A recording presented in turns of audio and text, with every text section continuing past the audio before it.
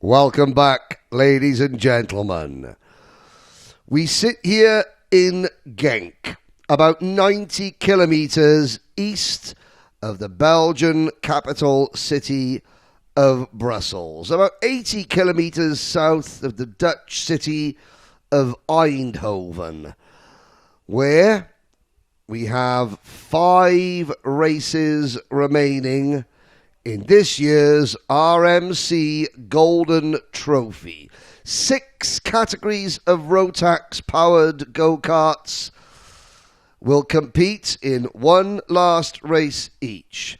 For 5 of those classes, the winner takes home a ticket to next year's Rotax International Trophy at Le Mans, including this class, the youngest members of our Rotax family, the Micromax drivers. But in the 6th category, Minimax, the last ticket available anywhere in Europe this year for the 2025 Rotax Grand Finals in Bahrain, the biggest party in world karting.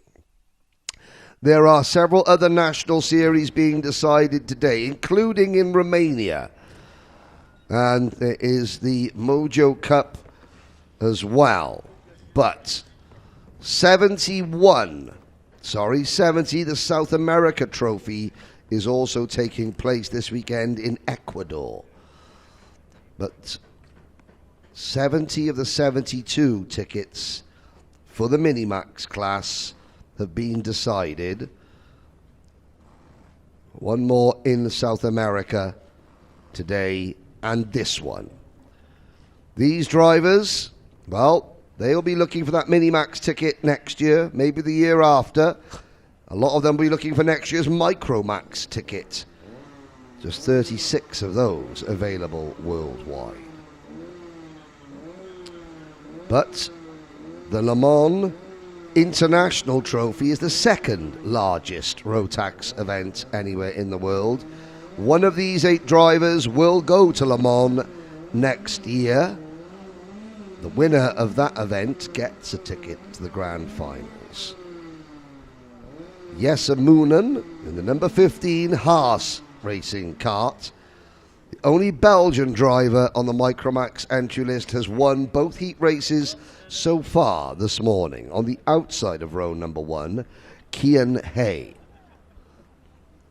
driving for the British KR Sports team. There is a look at Jonathan Ottersen, the Danish driver, one of several Danes. In fact, half the field are Danish. Jonathan starts the number 9 kart from 3rd on the grid. 4th on the grid, the best of the 2 young ladies in this class. That would be Chloe Marling-Sorenza in kart number 13. She starts just in front of the other young lady, the Czech Republic's Rosalie Rabasova. Adam Dion Asp, Jensen Kelly and Amicio Zani are the other contenders. There's Amicio going out in the number 10 Praga kart. This will be a 12-minute plus 1 lap race.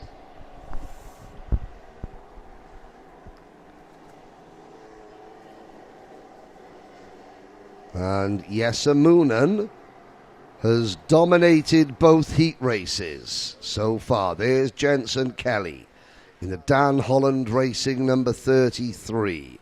The Kopetsky SRO number 76 of Rosalie Rabasova, just in front of Jensen. There is Jesse Moonen. The Belgian flag on the lapels, the shoulder lapels of his race suit. The rest of the field on the first of 2 rolling laps Head down through turn 13. Now to turn 14. There is the striking, very smart Praga kart of Amicio Zani. He will start shotgun on the field. He will close up to the rest of the pack. That purple and silver. The silver, the chrome silver part of that graphics kit is glinting a little bit in now only partly cloudy skies. It's still very blustery. The leaves that have been blown off the trees as autumn arrives in earnest here in Northern Europe are prevalent around the track. The clouds, some white, some much darker, continue to glide overhead, propelled by the wind. These karts are propelled by Rotax Micromax engines. They come into the tram lines. Out of turn number 14. Can Yesamunen make it a clean sweep? Here we go. Lights are out. We're off and racing. It's a good start from Moonen. It's a great start from Jonathan Otterson, who slides to the inside of Moonen. Moonen has to take to the curb coming out of turn number 1 as Otterson slips back to P3 behind second place starter Kian Hay. A good start from Zani up into P6 on the Praga kart. But as they head down the Europa Plan straight into the Button complex, Yesamunen emerges in front. The position that he has made his own so far here in Micromax today. There is Rosalie Rabasova. She has gotten ahead of Chloe Malling Sorenza into 4th position. But if Kian Hay, the Danish driver for KR Sport, wants to do something about the race leader, he has to make it happen soon. Jensen Kelly alongside Alessio Zani for 6th position. Chloe Malling Sorenza trying to pass Rosalie Rabasova for 4th place. One step off the podium. Through turn 5. Out of turn 6. Here comes Chloe down the back straight. The Europa Plan straight. Can she make the move to the inside? No, not quite. But now she gets to the inside. And Chloe Malling Sorenza moves into P4. She will set off after her teammate for the RS competition team. Here comes Jensen Kelly now trying to make a move. Kian Hay holding off Jonathan Otterson, but the leader is escaping. Yesamunen, 10 kart lengths clear. Here come the rest of the field. Adam Dion Asp passing Alessio Zani for 7th place. Here comes Jensen Kelly. Gaining confidence race after race is Jensen from the UAE. There is Zani. Here comes Jensen Kelly. Now can he make a move to the inside? We talked a lot about confidence for Jensen. He's got the speed. Now he just needs the confidence to start making moves. Hasn't quite got it yet. He looks to the inside. This is the time when he's got to stick it to the inside, and he does so. There we go. That's a great confidence booster for Jensen Kelly. Got to the inside and got the kart slowed down. Now he's got clear track in front of him. Can Jensen Kelly pull away from Rabasova, Dion Asp and Zani and close in on Chloe Malling Sorenza? We will find out in the next 8.5 minutes. There is Alessio Zani chasing Adam Dion Asp for 7th place into turn number 6.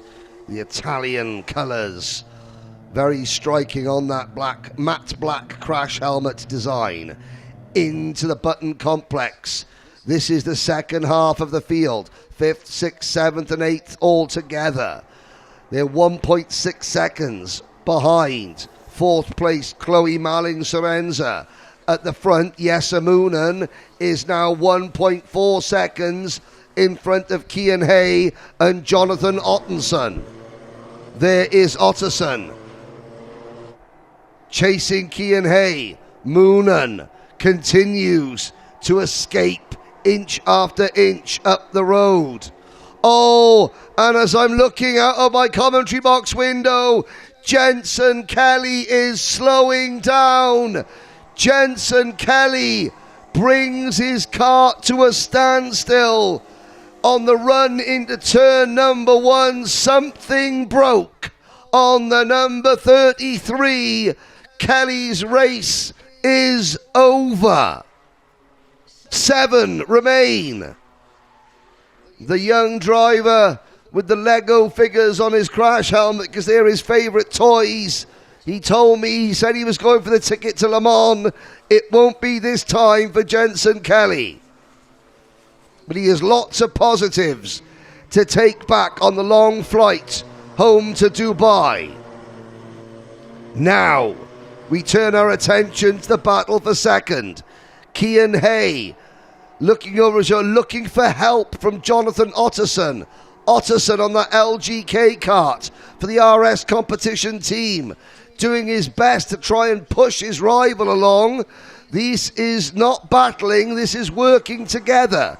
6.5 minutes to go, and they're thinking, well, if we try and work together, if we can hook up 8 wheels working together, travel a lot faster than 4. Brilliant viewpoint there, great camera work, showing how the drivers use the bump draft, use the slipstream effect in karting.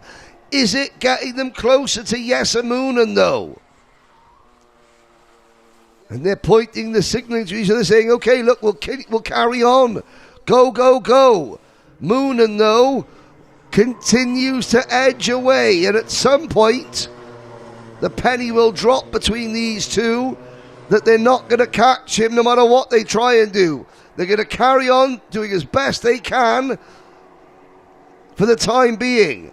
You can see Otterson pulls his radiator flap down to restrict the airflow into his engine, to give that engine a little bit more power. Now he can't keep it closed for too long or the engine will start to overheat and lose power. But he's got a good run, and this is good stuff from Otterson. You can see Kimi Hay keeping the radiator flap on his kart open. Now that's allowing more engine, more air into the radiator to keep the engine cooler, but it does eventually cost you a little bit of straight line speed. So will we see Kimi Hay put the engine flap down? At this age, drivers occasionally can forget to do that, which is completely understandable. They are just 8, 9 and 10 years old. Let's see, the gap was 2.3 seconds when it's come down by a fraction. What this is doing, however, it is keeping Chloe Malling-Sorenza a long way back in 4th position, nearly 4 seconds behind them in 4th position.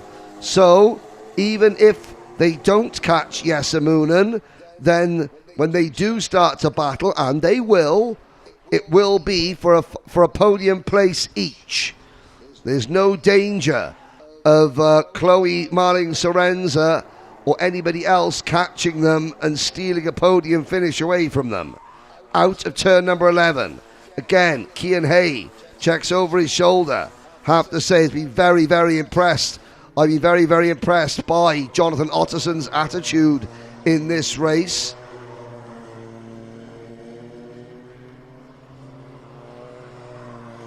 On to the start-finish straight again. Now Otterson's had his radiator flap closed sometime there. You can see a little bit of a nudge. That's just helping Cian Hay along. The gap has stabilised, but it's stabilised at 2.5 seconds. Cian Hay hasn't closed his radiator flap. Maybe just a little bit more power now for Cian. Would help. 3 minutes to go. The gap just edges over 2.5 seconds to Yesamunen. They're now 5 seconds in front of Chloe Marling-Sorenza.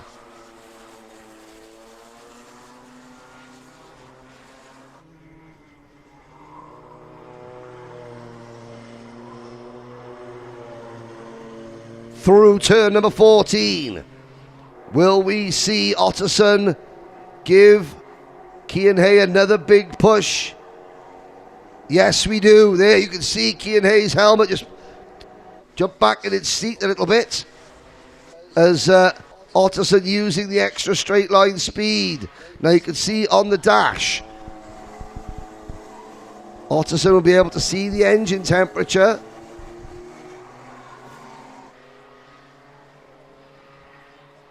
So he knows he's not overheating too much. He has a little look to the inside. Okay, with 2 minutes to go, Otterson is now starting to think of ways to overtake Cian Hay. The realization has come. We're not going to catch Yesamunen. There goes the radiator flap up, giving his engine another little chance to breathe. Cooling it, so that when he puts the flap down, it actually feels the benefit and he might squeeze a tiny fraction more power out of it. He's in the slipstream. Finally, Cian Hay keeps his engine flap open. He hasn't moved it all race. He can also put his engine flap down to give him a little bit more power. Out of turn number 2, turn number 3. Through turn 4 we go. Now around turn 5. Very small radiators on these Micromax karts. There is the engine flap staying up on Otterson's machine, or is he pushing it down? No, the engine flap is now down. Around turn number 11. Otterson will have a fraction more pace in that engine. Is he building up for a move? Is Otterson building up for a move into turn number 1? He's got the engine flap down. Before we've seen him, there goes the engine flap down now on Cian Hay. So Cian Hay, he's been saving it. Now he's going to be a little bit quicker. Otterson's going to have to work harder. He hadn't forgotten at all at Cian Hay. He was saving it. He can now let that engine warm up. It's not going to overheat in the next lap and a bit. And you can see the difference. So this is how drivers can help themselves. Fantastic work there from the camera team to show this happening. So Cian Hay finds himself going quicker than he's gone at any other point. The engine is happier. It's not got extra air going in it. The temperatures will slowly be rising, but it will be performing at maximum capability into turn number 14. And you can see Otterson, who was using his engine flap to help push Cian Hay along. Cian Hay was thinking, well, thank you very much for that. And there's no big push down the straight. Oh, there's a push there. Ooh, and through goes Otterson on Cian Hay. I was going to say, you could see that Hay was going fast because there was no big push going down the back straight. They waited the braking zone.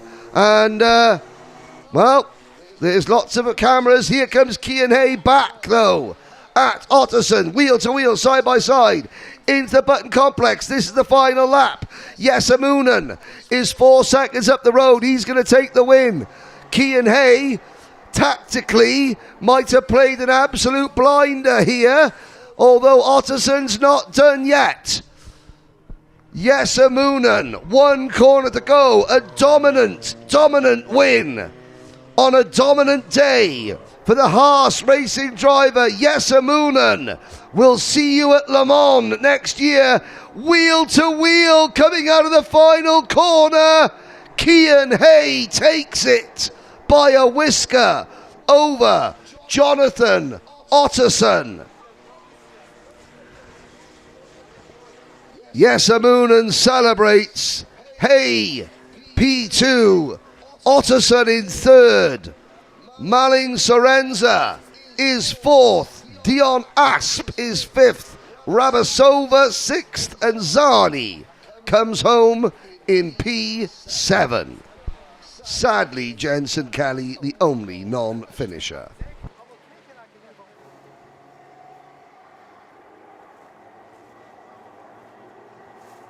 Now, we didn't quite capture the last corner between Cian Hay and Jonathan Falcon Otterson.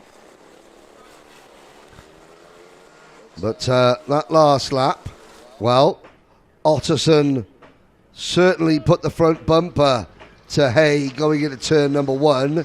Hay made the move back, going down the Europa Plan straight. Now, let's see what we've got on the highlights. Moonen getting the jump at the start, was able to hold off Otterson and Hay through turn number 1, although you can see just Otterson able to just load up ever so slightly the race leader, but Moonen was able to hold on. There's the move for 4th place. Chloe Malin Sorenza passing Rosalie Rabasova. Now, that was the move going into the start of the last lap, where you saw Otterson just ease Cian Hay out of the way. Here's the run down to the final corner. And you can see Hay on the inside. Well, there wasn't quite enough. There was a cart lengths room, and he made sure there was a full cart lengths room.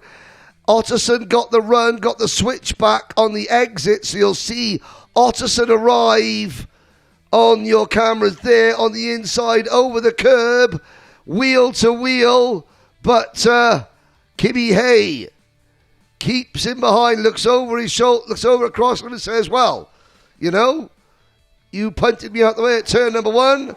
I made the room back at turn 14. We had a drag race to the line. One of us has got to win. One of us has got to come. One of us has got to lose. And it was my turn to win after a great race together. So that is Micromax out of the way. Ladies and gentlemen, the next race. The next race is the ticket race in Minimax. We'll go through the list of drivers that have already won a ticket, because several of these drivers over the course of the season in various different championships, various different countries, have already earned tickets, but there are others who haven't. We look at the eyes. There is no next chance for these drivers. If you don't get a ticket in this race, you're not going to Bahrain. The Golden Trophy, traditionally the last opportunity in Europe to get any tickets. There's only one ticket available across all classes in this event this year. It really is all or nothing. There's Lucian Smith's dad, Nigel, with the luminous yellow crash helmet on. He's giving a quick handshake to some of the other KR Sport teammates. There he gives high five to Maria Roberto. Luke Millward. Lucian already has a ticket. Our pole sitter, Finn Albert Jorgensen, already has a ticket. Both second row starters, Alfie Mir and Austin Oman, both have tickets. The leading 2 drivers who on the grid who are vying for a ticket are Sebastian Behrman in kart number 137 and Josh Cook in kart 175. Behrman has never been to the grand finals before. Josh Cook has been once last year in Sarno, and he came away as the Micromax Grand Finals champion. Josh Cook has gained a reputation for being a driver that can win the big one-off races. He won the British O-Plate race. He won last year's International Trophy and, of course, the Grand Finals. Some drivers are championship racers, where they can emerge victorious after 4, 5, 6 rounds and more. Others, they excel in the one-offs. This is the most important one-off of the season. Julian Dummer in kart 125 has a ticket. He starts 7th. Tren van Malik in 8th does not have a ticket. Ryan White starting 9th does have a ticket. Alfie Garrett starting 10th does not have a ticket. Andreas Kjellerup in kart number 153 starting 11th has a ticket. Harry Radcliffe starting 12th has a ticket under protest at the moment, so not guaranteed a place in the grand finals until that protest is resolved. Maria Roberto starting 13th and Luke Millwood starting 14th. Neither of those drivers have a ticket, although last year Luke Millwood sat on the pole at the grand finals in the Micromax class. Dejan Habits in kart number 131. He is the lowest position starter, I believe, who has a ticket. No, that is Leanne Herberts in kart number 198, who starts 24th. In total, there are, and I will just double and triple check this, there are 2, 4, 6, 8, 10 drivers in this field who are going to Bahrain. Benedictus Masiokas, Austin Oman, Julian Dummer, Lucian Smith, Dejan Heberts, Ryan White, Andreas Kjellerup, Alfie Mayer, Finn Jorgensen and Leon Herberts.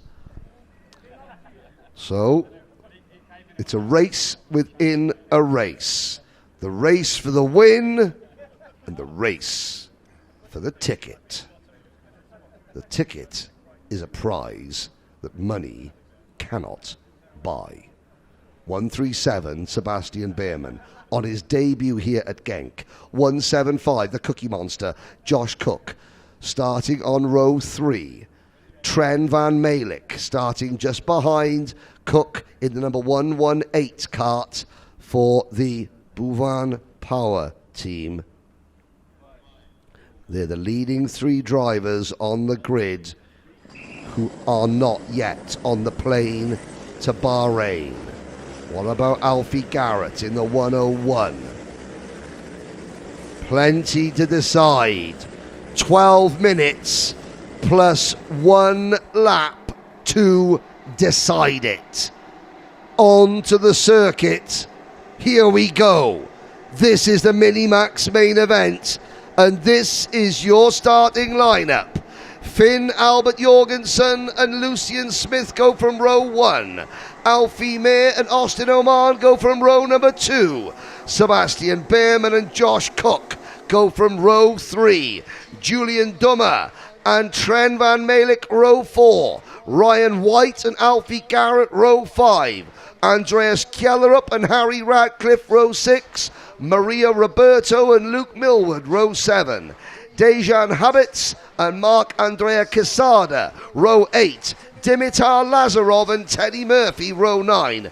Jakub Kopecki and Conrad Doyle go from row number 10. Jack Fulbrook-Harmer and Tim Hansler, row 11. Amelie Davey and Leanne Herberts on row number 12. Carlis Bernsons and Tia Lind Yota on row 13. Max Vandermeer and Sasha Algebrail on row 14. Benedictus Masiokas and Emilis Josaitis on row 15. Noah Stehuda and Julian Janssen on row number 16. Elias Dahl Anderson and Harris Barber, row 17. Matheus Clever on row number 18. Thomas Gavineniu, the Romanian driver, hopefully watching at home. A buckle fracture to his wrist in practice yesterday. Hopefully Thomas will be back fighting fit soon. An all KR Sport front row. Kraft Motorsport and Sam Pollitt Racing on row 2. Strawberry Racing and KR Sport row 3. Kraft Motorsport and Bhuvan Power on row 4.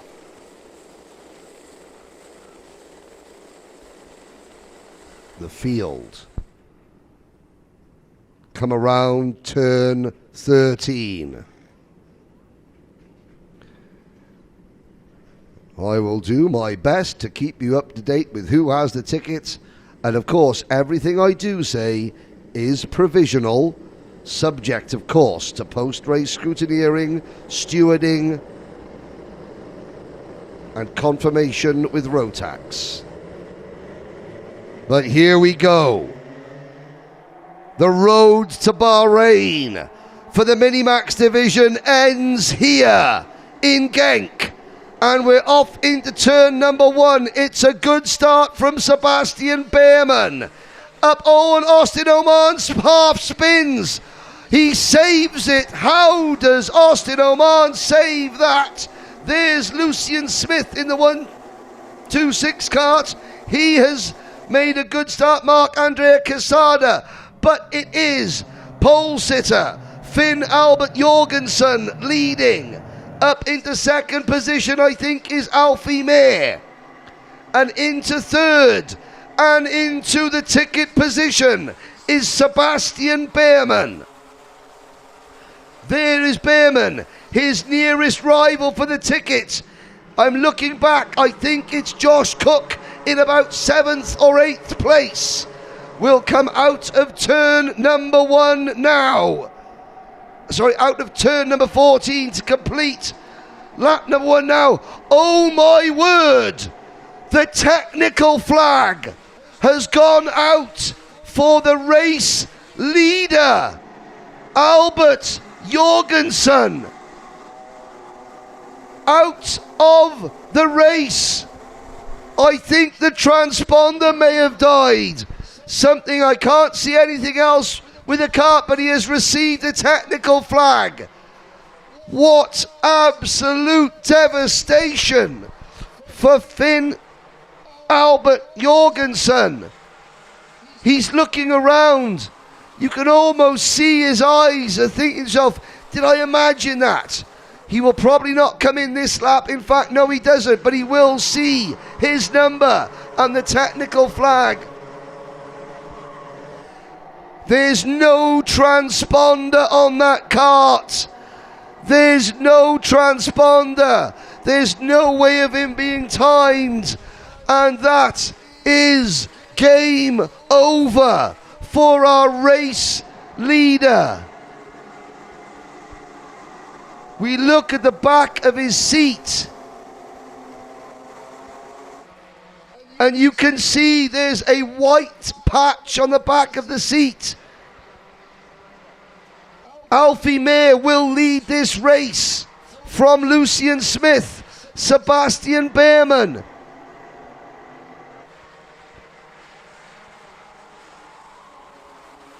And now there's the eyes of Jorgensen.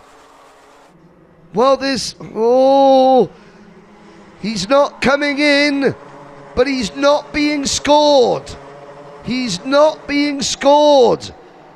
He runs the risk of getting excluded now, does Jorgensen. Alfie Meer is sitting behind him. He knows he doesn't have to try and make a move. Behrman is third. Behrman, behind Lucian Smith, is in P3 with Julian Dummer and Josh Cook right behind him.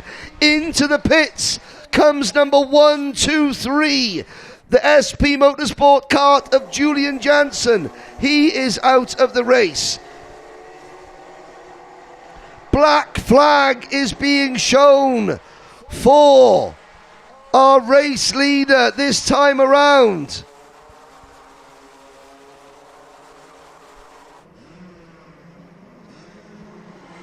So he must pit.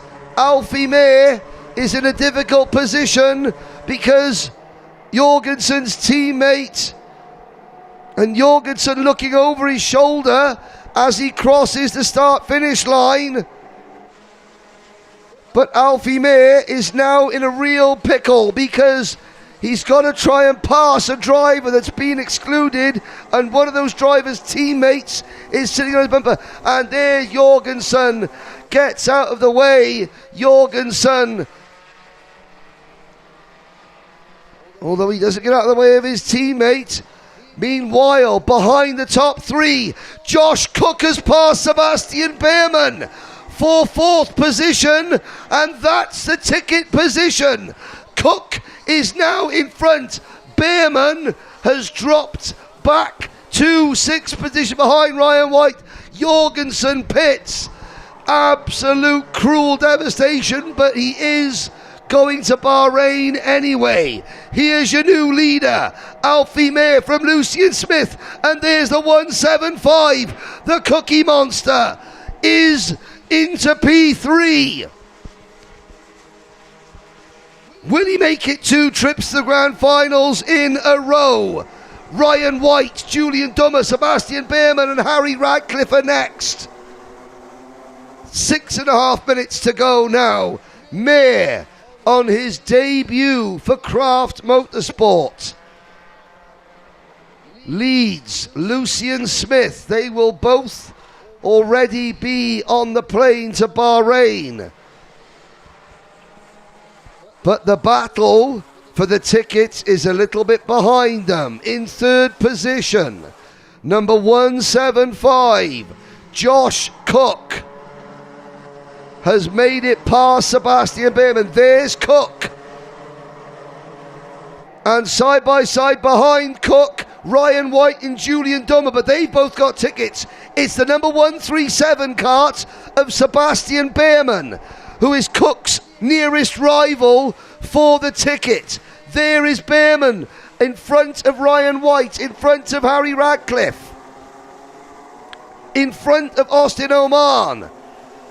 Behrman has got to try and get past Julian Dummer. Dummer's already going as the German champion. We've still got 5.5 minutes to go, however, into turn number 11. If anything changed at the front, but the race for the win is almost not as important as the race we're looking at now. Sebastian Behrman has got to try and make a move. Here is the race for the race lead, and it's Meer head down in front of Lucian Smith. Behind them, Behrman is now into P4. Sebastian Behrman has passed Julian Dummer. It's a head-to-head fight between Cook and Behrman for the ticket, the last ticket. And the minutes are ticking away. Down the back straight we go. Alfie Meer and Lucian Smith, head to head, neck and neck. This is for pride. This is for the honour of winning the golden trophy.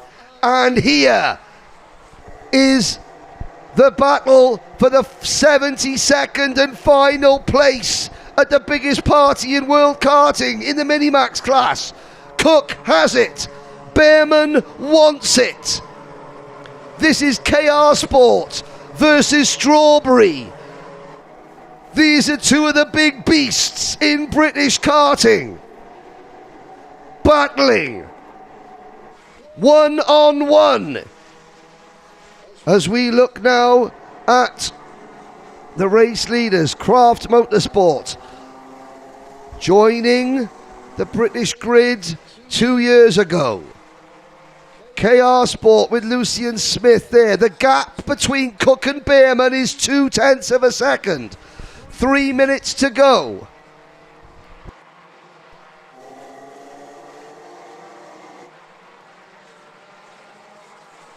Here we go. This is the battle for third place. This is the ticket. There's a kart length between them. Josh Cook has got his eyes focused. Sebastian Bearman, well, his cousin Thomas Bearman went to the last grand finals that were held in Bahrain in 2023. And Thomas Bearman had his older brother Oliver Bearman watching proudly from the sidelines. Oliver Bearman never qualified for a Rotax Grand Finals. Can Sebastian Bearman do something that his cousin had never done? And that is get a ticket.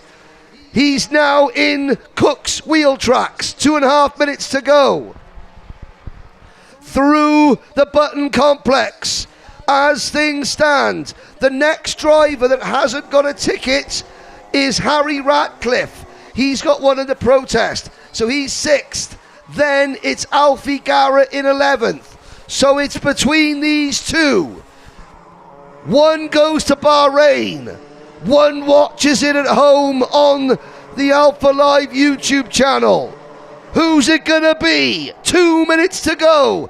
Don't count out Harry Ratcliffe yet either, because his teammate Austin Oman is dragging him up to the battle. This could be a three-way fight for one ticket. And if Harry Ratcliffe were to take the ticket, then there'd be another driver celebrating back in the UK, Alfie Ward, because the ticket and the protest, that protest would probably go away, you would imagine. So here we go. There's Harry Ratcliffe in kart number 105. Will Austin Oman try and force his way past Bearman and Cook to give Harry Ratcliffe a free run, or will Oman now pull aside and let Harry tackle these two together? A minute to go. Mayer still leads Smith. Nothing has changed for the race lead. In fact, Alfie Mayer, excuse me, has now pulled right away. I wonder, has Lucian Smith had an issue? Is Lucian Smith slowing down a little bit? No. Cook hasn't looked over his shoulder once. That shows nerves of steel, ladies and gentlemen. Bearman is giving this absolutely everything. Oman closing in with Ratcliffe on his tail. Josh Cook now looks over his shoulder, and now that may give a little bit of psychological advantage to Sebastian Bearman. Sebastian, okay, I know he's looking for me. Oh, Bearman takes a wide line into turn 14. He's going to get a heck of a run now. Sebastian Bearman's going to get a heck of a run as the clock strikes 0, and through goes Ratcliffe. Austin Oman plays the team game perfectly. He dragged his teammate up to the battle and then lets him go and says, Harry, it's up to you now. Gives him a little push down the back straight. Lucian Smith continues to fall away from Alfie Mayer. Alfie Mayer will take a fantastic golden trophy victory, but you'll have to excuse us if we focus on this battle, because this is for the big prize. At the moment, Cook has it. Bearman and Ratcliffe desperately want it. 1 lap to go. Mayer, Smith, and now these three. Bearman into turn number 1. He's driving that kart so hard you can see him soaring away at the steering wheel. Josh Cook isn't defending yet. He's not slowing himself down when he doesn't need to. Well, it's a long way to go yet. Only half a lap. That is a long way. Into the button complex for the final time. Bearman over the curbs like they owe him money. He smashed through them there, pushing and pushing and pushing around turn number 11. Cook forces his head down. He cannot make a mistake. Bearman's going to get one opportunity, one chance. Alfie Mayer, meanwhile, will take the Golden Trophy win. Lucian Smith second. And the Cookie Monster does it again. I said he is the master of the big one-off races. And when the big one-off races come around, Josh Cook shows his nerves of steel. What a drive from Sebastian Bearman to come in fourth. He just misses out. And let's not forget, prior to this weekend, Sebastian Bearman had not seen the Genk circuit other than on a simulator. He came so close in his first season as a Minimax driver. Harry Radcliffe, the rake goes on for Harry. Austin Oman was 6th. Dejan Habits was 7th. Alfie Garrett 8th. Ryan White and Andreas Kjellerup round out the top 10. Julian Dummer, Dimitar Lazarov, Mark Quesada, Maria Roberto, Conrad Doyle, Tren Van Malik, and well, I've got to say, to Josh Cook, more importantly to Josh's sister Tilly, I know that Mum and Dad dragged you to Belgium on your birthday weekend, but I think you could probably start asking, can we have a pre-Christmas holiday to Bahrain now as a post-birthday present? Because the Cookie Monster is going back to the grand finals after an awesome flat-out battle. Let's have a look back at the start. Sadly, the 165 of Finn Albert Jorgensen, transponder not clicking up, but look at the start that Bearman made. Look at the start that number 137 made. Up into P3 early on, and if you can see there, Josh Cook is about 5 cars back. Bearman making lots of moves, and oh my goodness me, Austin Oman half spun, the kart directly outside of him, inches away from disaster, was Josh Cook. Sometimes karting is decided by millimetres, both on the track and in situations just as that. Cook made the move passing Bearman. Austin Oman pushing his teammate Harry Ratcliffe up, but it was not to be for Ratcliffe, not quick enough. There is your winner, Alfie Mayer. Lucian Smith cheering his teammate over the line. The biggest celebration, Josh Cook. Behind him, no emotion visible from Bearman. Harry Ratcliffe just puts his hand out there, frustration again. What a race. The Minimax field at the grand finals has been completed. It's been completed by Joshua Cook.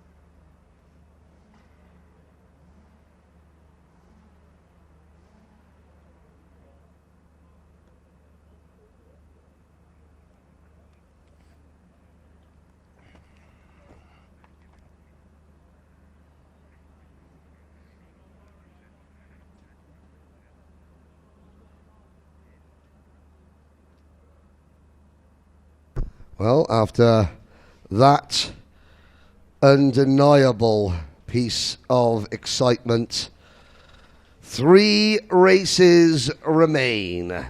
Junior Rotax is up next, and like the rest of the races, the prize for the winner, a trip to Le Mans next year at the Rotax International Trophy.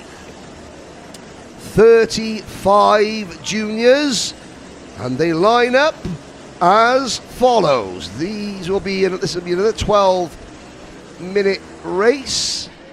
It is Lars Lambers on pole position, Rayan Gandor on the outside of row number 1, Luca Holmes-Balak and Mahus Masinas on row 2, Lambers from Belgium, Gandor from Canada, Holmes-Balak from the UK via Serbia, Masinas from Lithuania, Marcel Popocool from the UK via Poland, Jensen Chalk from the UK, Eric Brandsborg from Denmark, and Kai Clark from the UK go from row number 4.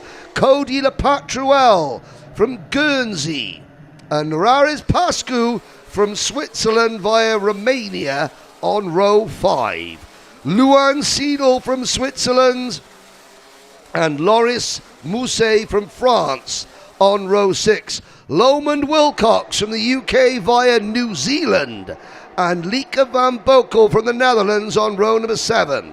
The rest of the field: Louis Ratcliffe, AJ McGrath, Finley Smith, Koen Willems, Patrikas Josius, Lionel Munguia, Kimi May, Daniel Hakkinen, Philip Hansler, Devrim Jeter, Lucas Frieden, Mika Gentner, Ralf Niemanen, Priam Leung, Emir Siedowska, Matas Balkios, Boris Verhagen, Nathan Lecurio, Justin Fonk, Anton Hauschild Christensen, Mai Tusek.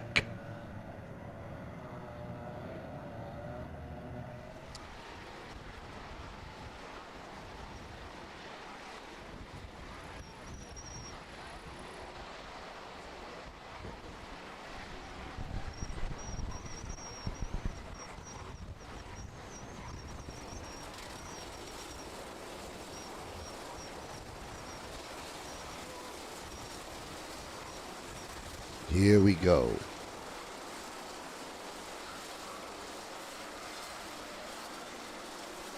Into turn number 12. Lars Lambers for the Bouvan Power Team. KR Sport still celebrating Josh Cook's achievement. We'll start on the outside of row number 1. They come into the tram lines for a false start. Well, maybe the excitement of the Minimax race got to this bunch as well.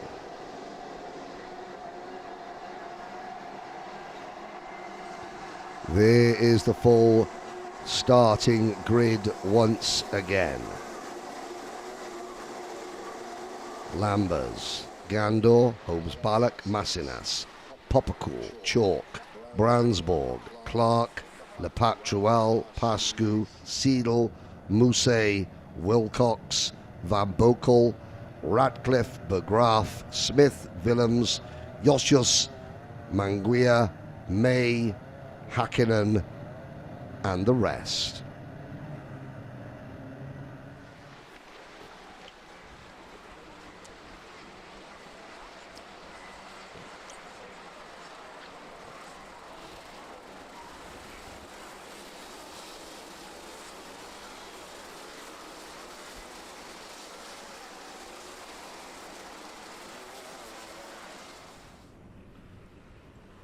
Well, second time lucky. Kai Clark won the second heat race after a DNF in race number 1. Lambers won the opening race. Gandor has been the consistent one. Lights are now out. We're off and racing. 35 junior Rotax karts into turn number 1. Oh, look at Lars Lambers getting up. Oh, I hate to say it. Lars Lambers, you can't turn the corner when your rear wheels are 2 feet in the air. Unfortunately, well, Lambers there was a passenger going into turn number 1. And as a commentator, you hate to try and say things that could get other drivers into trouble, so I'm not going to mention any other names, but Lars Lambers running wide there through absolutely no fault of his own. Who has emerged in front? Well, let's have a look. Ryan Gandor was on the outside of row number 1 as the field quite spread out now. Somehow everybody got through. There is Lars Lambers down the order. It's Kai Clark in the lead. And black flag instantly going out. That is Cody Lepatruel.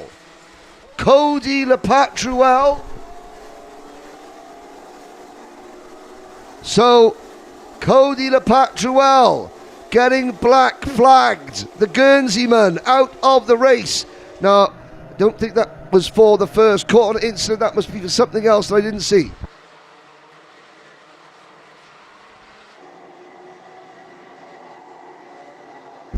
Getting word from our chief steward that Cody Lepatruel cut out part of the track on the formation lap there.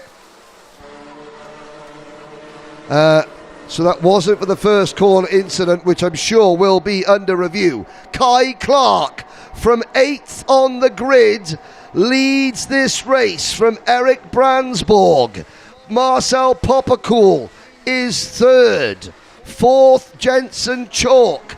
Lepatruel had made a great start, but obviously he cut part of the circuit to get back into his grid position, and that was a black flag. He is out of the race. That will move Luca Holmes-Ballock, Lika Van Boekel, Lomond Wilcox, Mahus Massinis, and our pole sitter, Lars Lambrell, into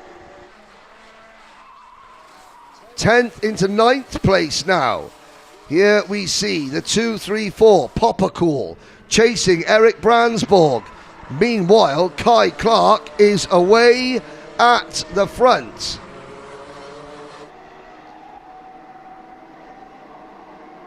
The top 4, in fact, are clear. The 2 RS competition teammates, what can they do? Out of turn number 5, Jensen Chalk in 4th place. Well, there goes Marcel Poppercool, passing Eric Bransborg. Here comes Jensen Chalk in the MLC Motorsport kart. Chalk, oh, he absolutely wipes the nose of Eric Bransborg going through the button chicane there, gets to the inside and takes the racing line and gives Eric Bransborg 2 choices, the barriers or the brake pedal. And Bransborg chooses quite wisely the brake pedal. Now, Justin Fonk and Anton Christiansen have both retired from the back of the field. 32 of our 35 starters remain. Kimi May, Daniel Hakkinen, Mai Tusek, Nathan Lequiro, Matas Balsius, Priam Leung and Mika Gentner are down towards the back of the field. And Jensen Chalk, well, could this be the weekend that Chalk finally gets to grips with junior Rotax? If you have a look at Chalk's pedals, his pedals are far closer to the fuel tank than anybody else's, because he's still much shorter than a lot of the other drivers, which means it's much harder for him to drive these very physical junior Rotax karts. Chalk, though, passes, will chalk up another one, passing Poppercool for P2. And now the only driver in front of Jensen Chalk is Kai Clark. The problem that Jensen has is that Clark is 1.6 seconds up the road.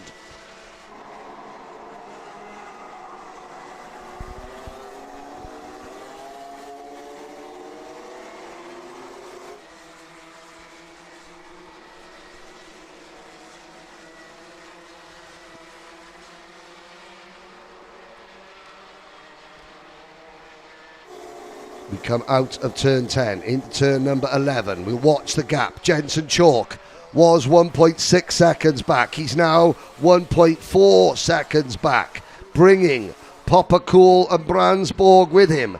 Behind the top four, there is a gap of 4.7 seconds. No, there's a gap of 2.6 seconds back to Luca Holmes Ballack. Behind Holmes Ballack, Mahus Masinas, Loman Wilcox, Lika Van Bokel, Lars Lambers still stranded down in 9th position.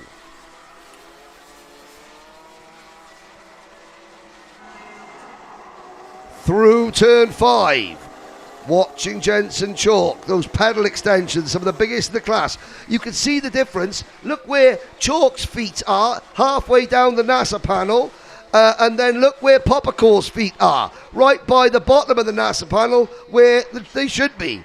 Chalk, diminutive in stature, but heart of a lion, pushing forward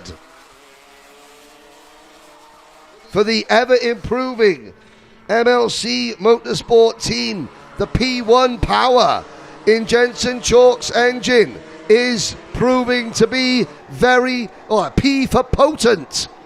At the moment, the gap, stabilising a little bit. And of course, with 7 minutes gone, 5 minutes to go, Jensen Chalk is, over a full final distance. This will be a real test of Jensen's stamina and his fitness. The JMD Power logo. So happy to see them back on the front of the car after a horrific workshop fire that destroyed a lot of the JMB Power engines earlier this year. But Poppercool holding on to third from Brandsborg. The chase is on. Still 32 karts running.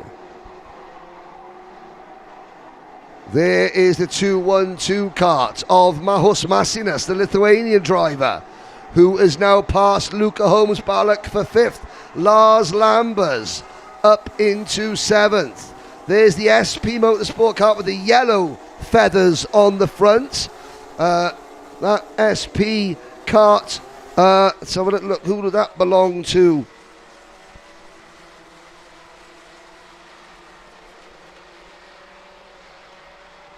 It would be looking down the list of contenders, that was AJ Bagraf, I believe, in 21st position.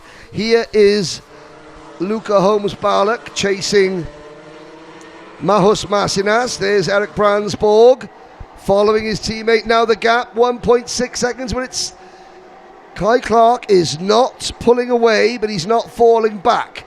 And have to say, Kai driving very maturely. Joe Bleakley is long-time mechanic. You can see Kai, he's a tall driver, even though he's only 13 years old. Very still in the kart. Not throwing himself around in the seat. Again, using a little bit of opposite body turn. Just getting a bit of extra weight over the rear tyre that's under load going through the corners. But again, does it in a very rhythmic fashion. If you look, he just eases his body over. Chalk, being much shorter, has got a different driving style. Head down, more aerodynamic, driving a lot more with his shoulders. Brandsborg, the same. A lot more shoulder hustle with Eric Brandsborg. Poppercool, who of course been coached by Cato Adams for a long time, as still as a lily pad in a pond. But he's under pressure from his teammates. They are dropping away from Jensen Chalk. I think it's a case of which RS competition kart will finish on the podium. Not both. Chalk safe in second position. And Jensen Chalk has given himself a nice 2-second cushion if he starts feeling the strain of this 12-minute final. There he is, still hunched down behind the NASA panel. Here comes Maus Massinas, bringing Luca Holmes-Balak and Lars Lambers with him. Can they still fight over the final podium position? Lars Lambers has got past Luca Holmes-Balak, the Bhuvan Power driver, fighting back after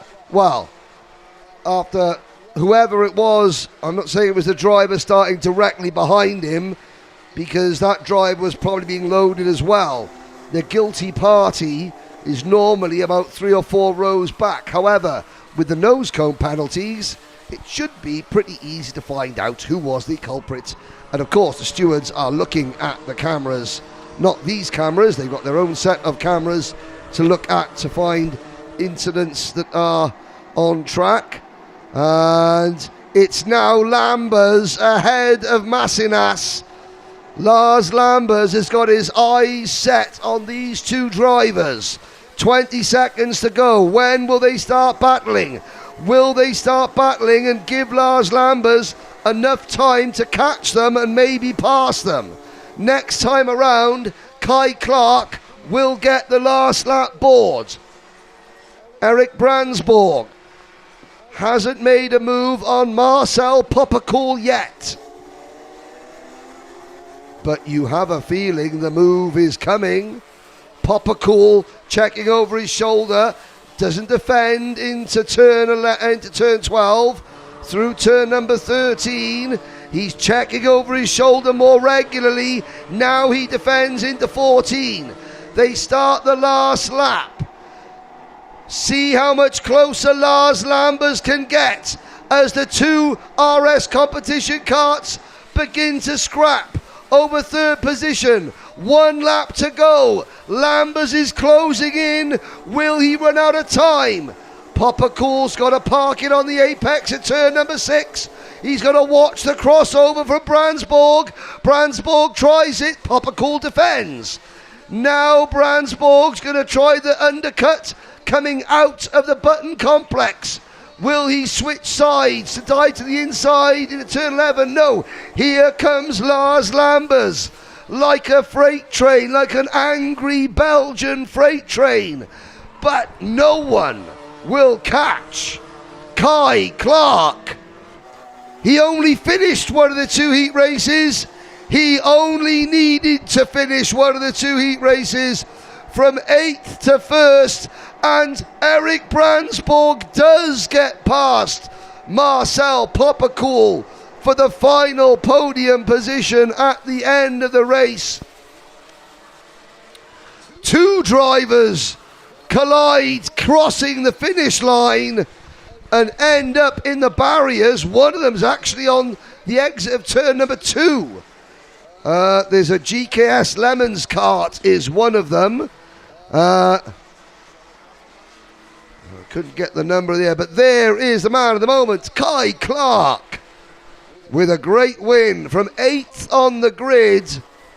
Jensen Chalk second, that's his best junior Rotax performance. Eric Brandsborg takes home P3, Popocool 4th, Massinas was 5th, Lambers 6th, Holmes, Balak, Van Boekel, Josius and Raripascu for Switzerland and Romania finishes 10th. As you look down the remaining finishers, now we're going to see a replay of the start, and I will simply guide you, the viewers, to look not at the leader. Well, you'll see the leader, but we'll see now. We're heading into turn number 1, and it is at this point where you can see Lambers out of control, being pushed through.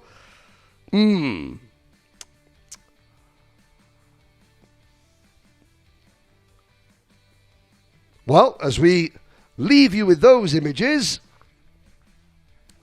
Here is some battling further back. The 266.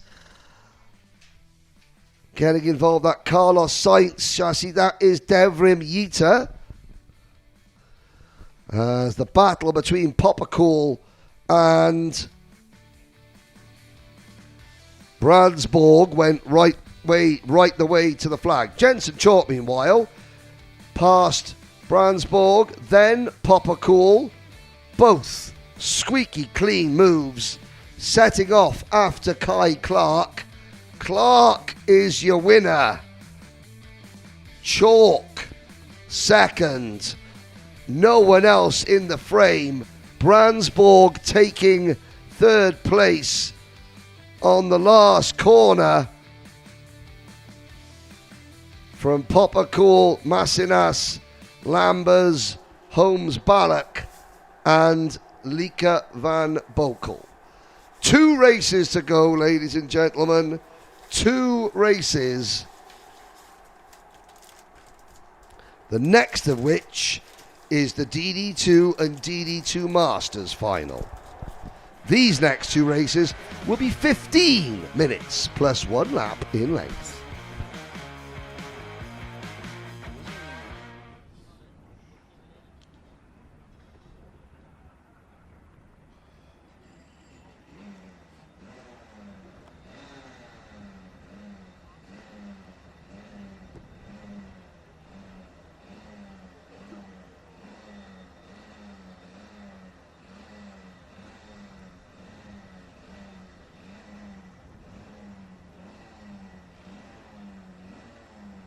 Leonardo Baccaglini and his dad watch on. They're starting from the outside of the front row. Jakob Bazell, the pole sitter, once again just going through his pre-race routine. Well, what's going to be the lucky number for Bazell? The mechanics are given the signal to leave the grid. Now the drivers are left to their own devices.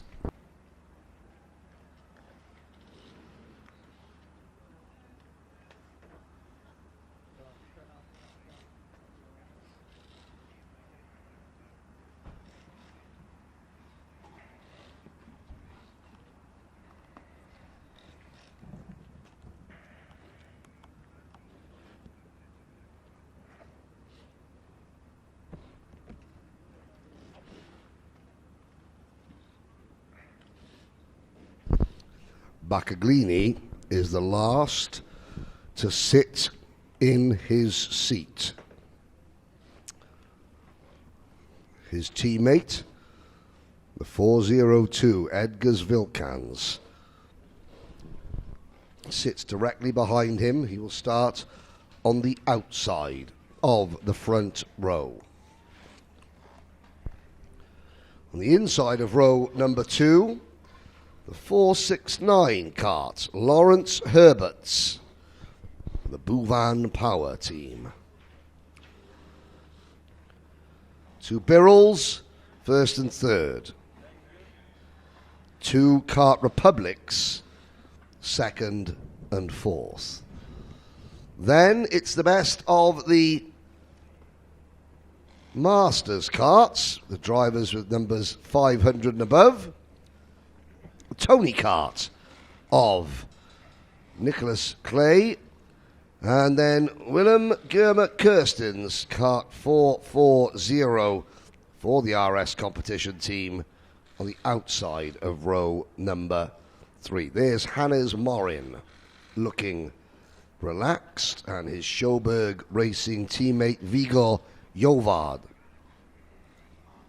They start on the outside of rows 4 and 5, respectively.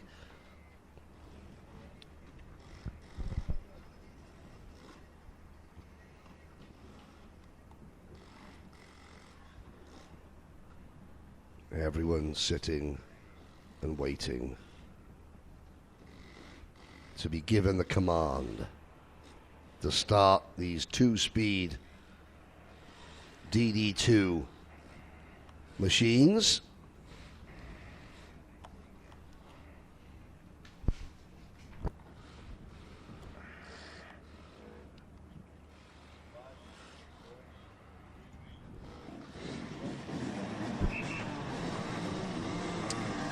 There is the green flag.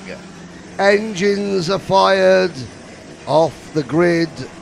Come 19 karts. So unfortunately, Patrick Donica had to withdraw after the first heat race. 15 drivers in the main class, 4 Masters. But the Masters, I have to say, well, Nicholas Clay anyway has been right up at the sharp end. There is another of the Masters, that's Jeremy Brassler from France on the LNK kart. But Jakob Butzel, he hasn't won both heat races, but it took a mighty effort from Baccaglini to beat him in heat number 2 over the course of 15 minutes plus a lap. Can Baccaglini or anyone else outrace, outdrive and outpace? There's 2 of the SP Motorsport karts, talked about with their different colours on the front. Yeah, Butzel. He may not be quickest over one single lap, but over 15 minutes, has anybody got the pace to consistently keep him at bay? The driver that could play a major role in deciding the outcome of this race is third place starter Lawrence Herberts. Herberts will obviously try and attack Butzel from the start, but if Baccaglini can get in front of Herberts and not lose ground to Butzel, Baccaglini, I would hazard a guess, would attack Butzel and attack him early and attack him with earnest. If Baccaglini falls behind Herberts and then has to not waste but spend a lap or 2 trying to get ahead of Herberts, how much of an advantage can Butzel pull in that time? Because that could be critical.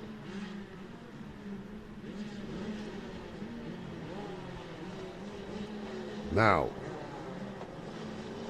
Butzel will try and get the drop on Baccaglini at the start, of course.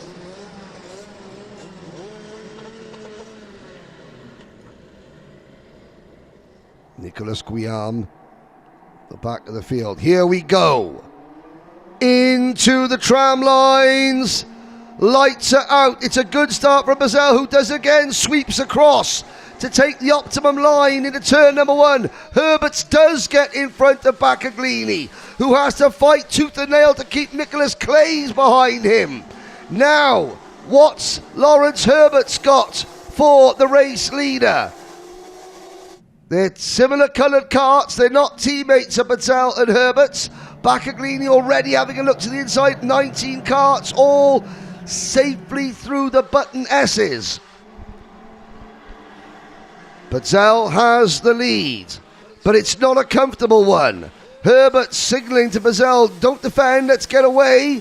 Butzel says, I'm not sure I believe you, I'll defend anyway. Herbert is thinking, well, okay, you might have to force my hand here. My hand has been forced, and I'm in the lead. And here comes Edgars Vilkans as Baccaglini gets caught up in 4th place. New leader, Lawrence Herberts. And you have to say that Herberts, yeah, he may have moved Butzel ever so slightly. Butzel was being very forthright with his defence. Here comes Vilkans. Now they will try and drag Jakob Butzel into a battle. Because if the race spreads out, Butzel can pick and choose his moments to get past Herberts, who has been quick, but not quite as quick as Butzel. There is 5th place driver Gustav Usakovs, who has spent the entire day virtually, had a great qualifying effort for heat number 1, then got elbowed aside and had to retire, didn't have a great qualifying effort for heat number 2, and was mired back in the pack. Johnny Clay, and that is Geordie Claribo in 4th place. The number 411 trying to signal to Usakovs to work with him. Usakovs, I'm in a hurry, so he says, I can't, I've got to go. He can see the lead changing. Beaudette takes the lead, then instantly defends. Herberts and Vilkans going side by side into the button S's. Usakovs for the Hunter Motorsport team closing in as well. Beaudette back in front. Bacaglini is mired back in 5th position. And now it's Edgars Vilkans, the international trophy champion this year, who has got to try and do something about Jakob Beaudette. Out of turn number 14. Vilkans will not want to let Beaudette stretch his legs, even though he signals to Jakob, you go, I'm not going to battle with you. I'm not so sure that's the best plan of attack. Because over a race distance, Beaudette has proven to be quicker than everybody else. So if I was Vilkans, I'd be like, no, I want to drag you into a scrap. I want to pass you, get track position, defend, and then let the rest of the pack hassle you, and hopefully that'll give me a chance to get away. Because as you can see, Beaudette, oh my goodness me, Vilkans locking up the front under braking. Beaudette was defending, Herberts was helping, and round the outside of Herberts, there's a DD2 Slim Shady from Gustav Usakovs.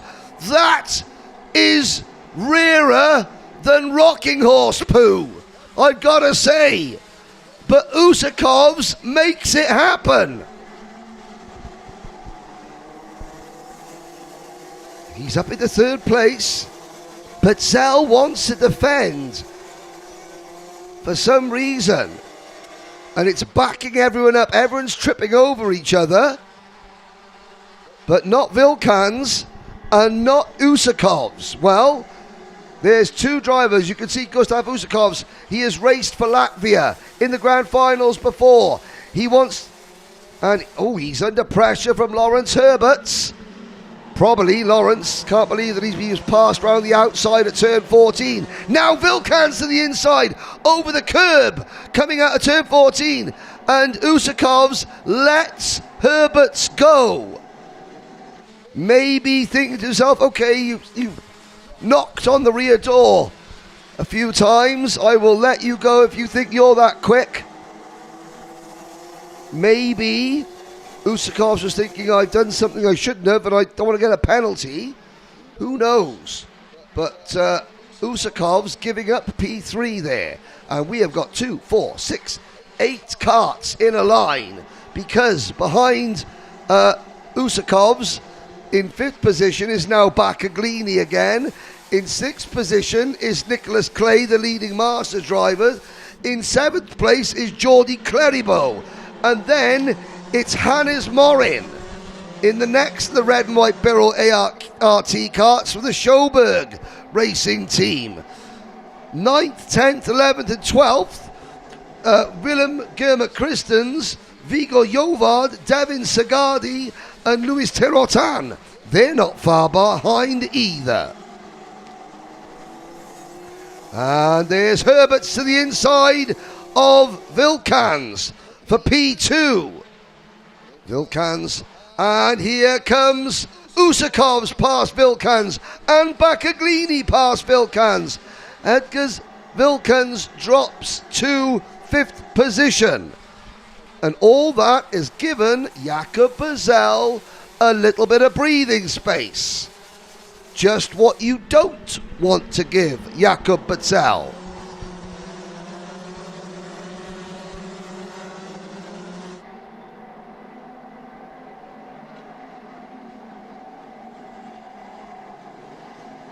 Bacaglini to the inside of Usakovs.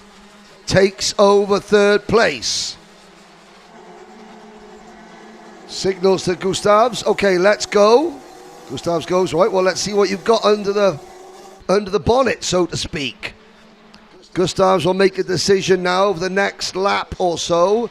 as to whether Bacaglini has got the pace to tow him up to the top two, or whether he needs to go back in on Bacaglini and lead the charge himself. Patel leads by 0.6 of a second from Herberts.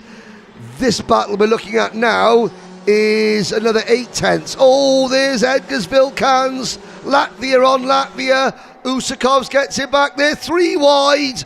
3 wide. Usakovs defends. Jordi Cleribo to the inside. That's the risk you run, Gustav Usakovs, when you're trying to just play the nice game. Sometimes you've just got to sharpen your elbows. Oh, and there's Nicholas Clay says, excuse me, how's your father? To Jordi Cleribo, and elbows his way past. Now Usakovs is going to emerge from this scrap if he makes the moves on Nicholas Clay in 4th position, but he's going to be a long way off the podium.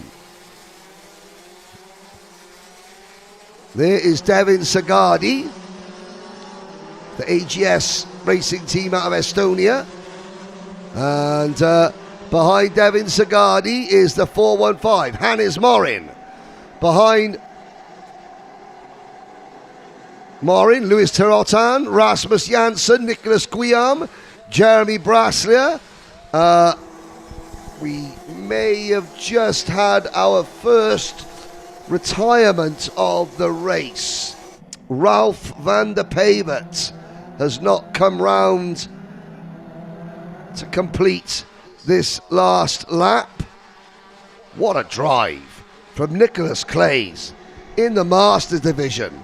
Just gets past. Now, Gustav Usakovs, let's see. I think that Nice Gustavs has finished now. We're halfway, well, with 6 minutes to go. But look at the gap that Gustavs has cost himself. Now, as he crosses the line, he is in 4th place, but he's 2.5 seconds behind Bacaglini, who he let go a couple of laps previously. Now, at the time, he might have thought to himself, Bacaglini might be a little bit quicker, but he was 4th a few laps ago. He's still 4th, but of course, because he let him go, he then got involved in a multitude of, not incidents, but passes and repasses.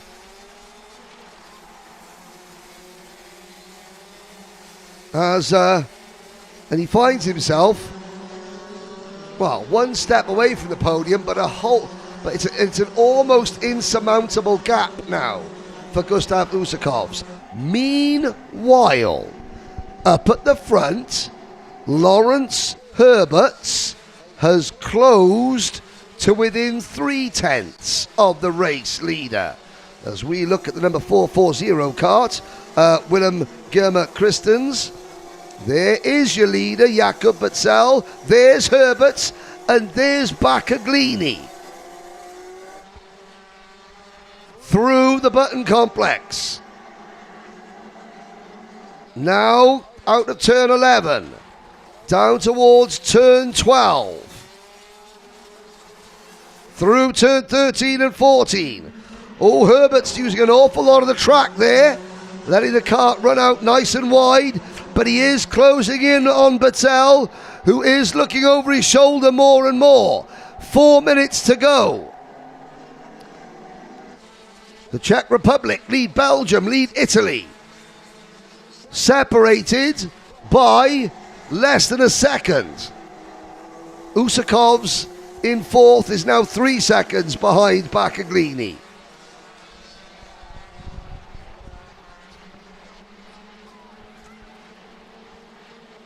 Down towards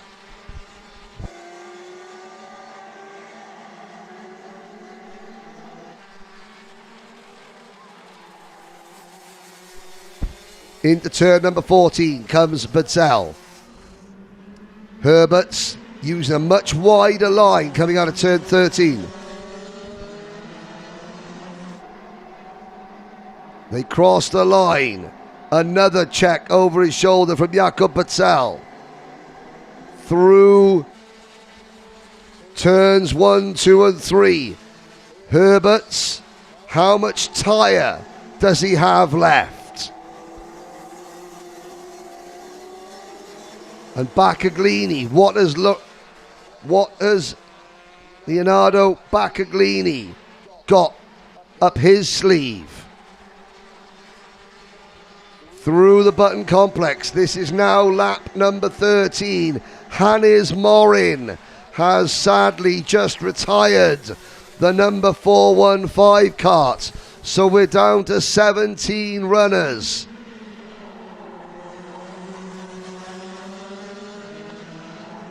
Out of turn 14. 2 minutes to go. This is as close as Lawrence Herberts has been. Are we going to see a move? Butzell's been defending when he hasn't necessarily needed to. Now he needs to defend because now Lawrence Herberts is there. Herberts aggressive over the curb at turn number 5. He can really rotate that kart in the corner without the back end stepping out. He gets great drive through the button S's. Baccaglini's right there as well. Herbert is going to have to try and go before Baccaglini passes him. Butzell is banking on Herbert's getting caught and passed by Baccaglini as Butzell backs Herbert's up. Here comes Baccaglini round the outside. Oh my goodness me! Leonardo Baccaglini tries the most audacious move, almost gets driven off the track by Jakob Butzell.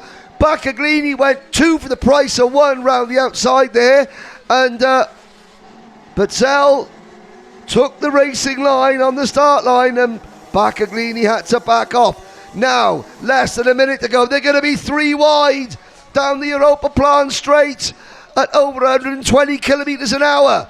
Baccaglini just cannot get clear track. Jakob Butzell is making that Birrell ART kart very, very wide indeed. Herberts doesn't know whether he's coming or going. He's trying to attack, he's trying to defend. And Baccaglini, Baccaglini there, cutting to the inside. Leonardo Baccaglini, I think, is gearing up to try something absolutely audacious, outrageous, potentially race winning in one go, because he knows that Butzell is defending. Herberts will follow Butzell in. He won't leave the door open.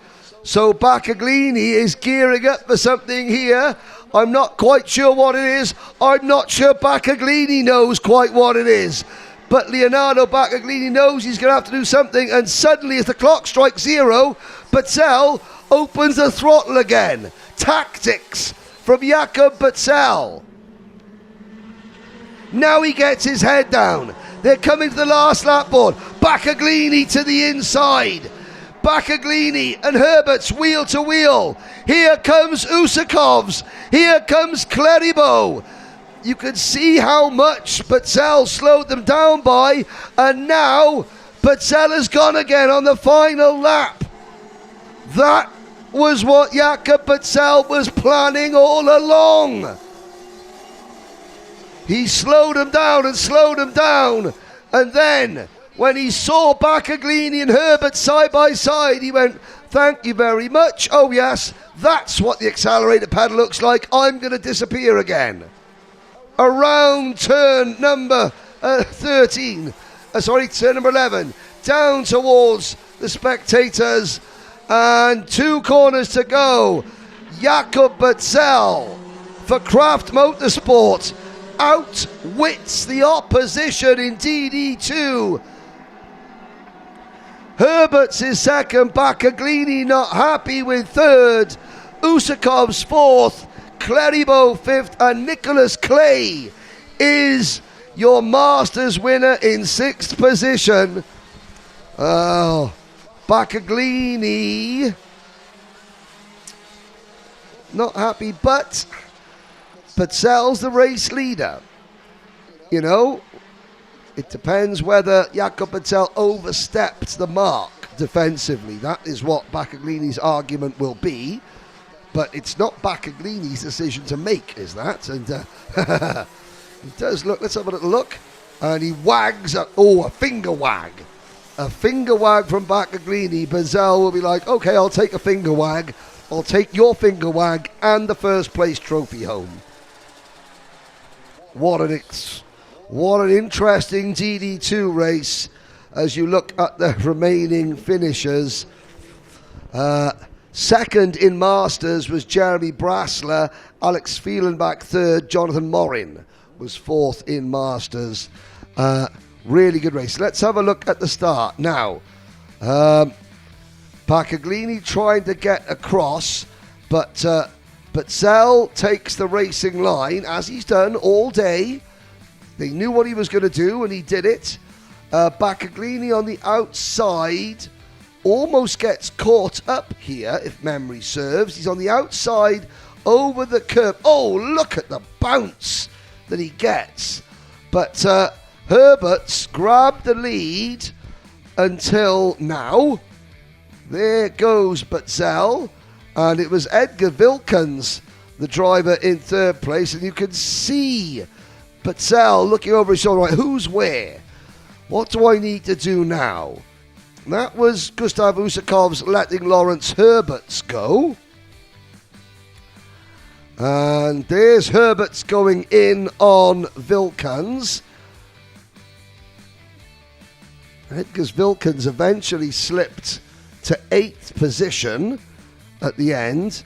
Baccaglini passes Usakov's. Now, Usakov's let Baccaglini go there.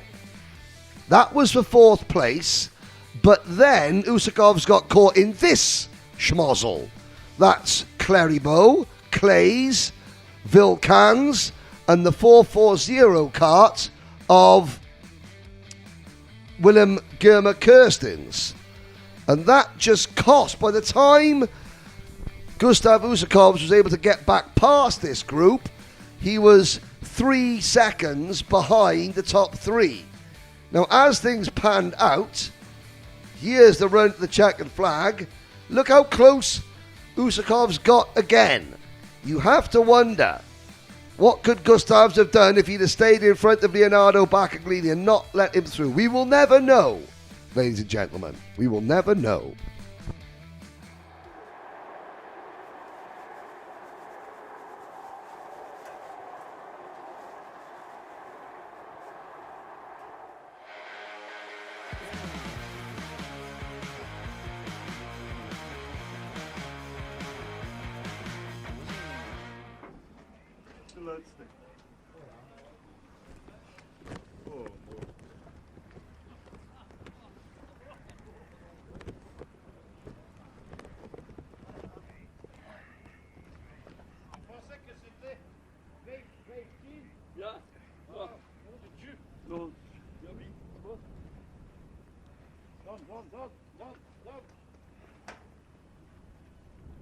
And so, the 2025 RMC Golden Trophy is down to its final race. 36 senior Rotax drivers. Unfortunately, as we discussed in the last heat race, Naman Kukrasia just missed out on a place in the final to Felipe Falk. Felipe Falk will line up 36th, Alexander Elijah Bach 35th, Maximilian Bostrom 34th. Those are the drivers that were in danger of missing out. Kukrasia eventually is the one who misses out. But that was a sideshow to the main order of business. Austin Lee sits on pole position, German nationality, American born. Portland to Germany for Strawberry Racing. Macaulay Bishop sits behind in 3rd position. Bishop has been struggling. Tyres set on that kart, not as happy as they were in practice. If anyone can drag a victory out of nothing, it is Macaulay Bishop. The rest of the field head out behind them. Here is your starting lineup. Austin Lee and Tish van Wyk are on the front row of the grid. Macaulay Bishop and Ruben Verheyen on row number 2. Tino Sidler and Ollie Wise on row 3. A great weekend for Wise. Jack West, Heat 1 winner, and Sver Uben for the GKS Lemons team on row number 4. Jort van Wyk and Knud Nielsen are on row number 5. Rayan Bourguignon and Thomas Verheyen go from row number 6. Matthias Kjellerup and Max Sidursky, row number 7. Simon Anderson and Mitch Haynett on row number 8.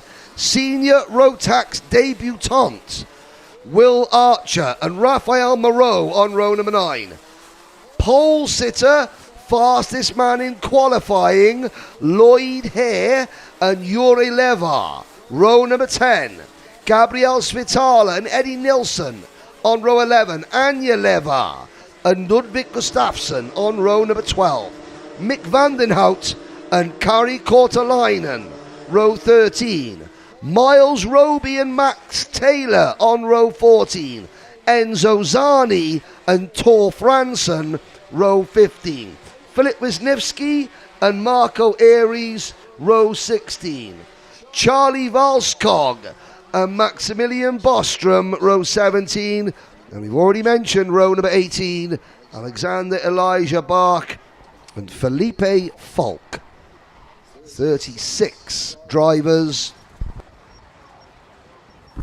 15 minutes plus 1 lap.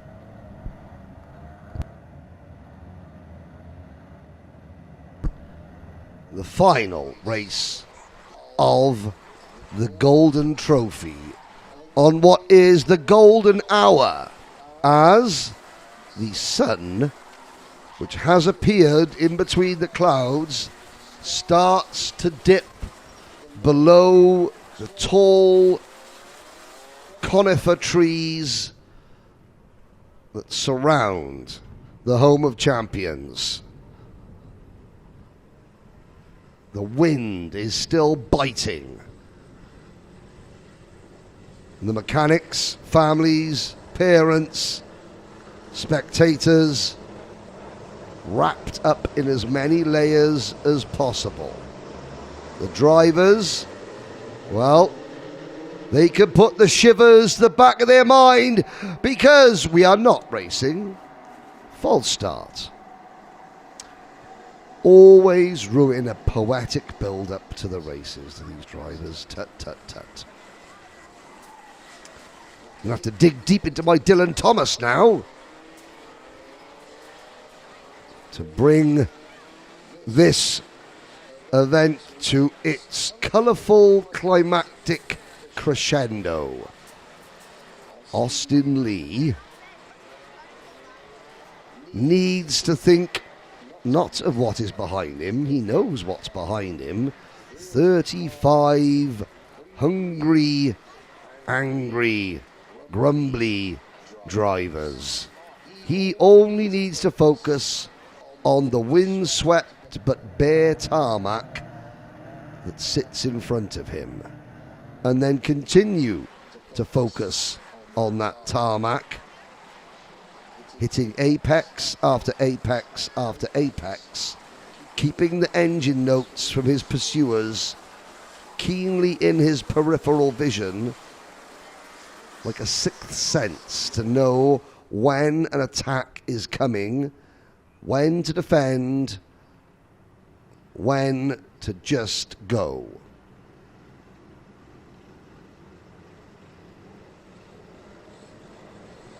And if they mess at the start again after that build-up, I'm going to get out of the commentary box and slap someone.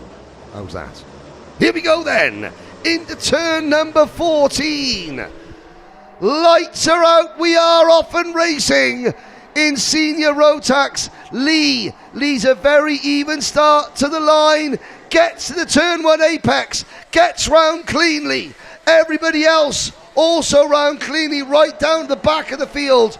2 carts are off. One of them is a TB cart. Here comes Bishop.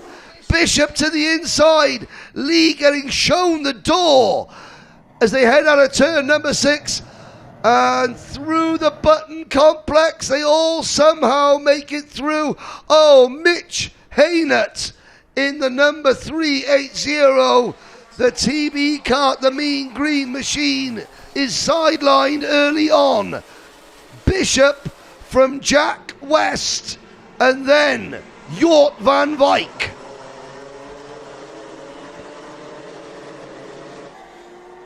Now, the 3-2-3 of Jort van Wyk.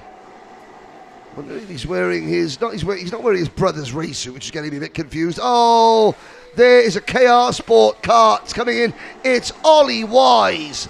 After such an incredible weekend, Ollie Wise's race is over on the first lap. He was the driver that collided with Mitch Haynett at turn number 1. Now, Bishop was struggling in the early stages. I surmised it might have something to do with tyre pressures. I don't think it's the pressures that is the issue. Bishop not getting on with his set of race tyres. So he is going to have to defend. He is going to have to work hard to keep them behind him now as Austin Lee moves back into P4 past Rayan Bourguignon. But do you know something? Because Macaulay was a little bit vocal about his tyres, his teammates know exactly that Macaulay's not happy with his tyres. They know exactly that the beast may be slightly wounded. So they know exactly that they have to strike and strike soon before Bishop finds a way to drive around the problem, because Macaulay Bishop, a 5-time British champion, and there is a red flag. Drivers stopped and there is a cart upside down at the exit of turn number 1. Officials are with them and 2 carts are off. The red flag has come out. It's Maximilian Bostrom and Kari Kortelainen. Bostrom sitting on the grass, Kortelainen sitting next to him, seeing if he's okay. Bostrom's cart is upside down. He's out of the cart with the marshals, talking to them. And I have to say, to Kari Kortelainen's credit, he is kneeling with his rival to make sure he is okay.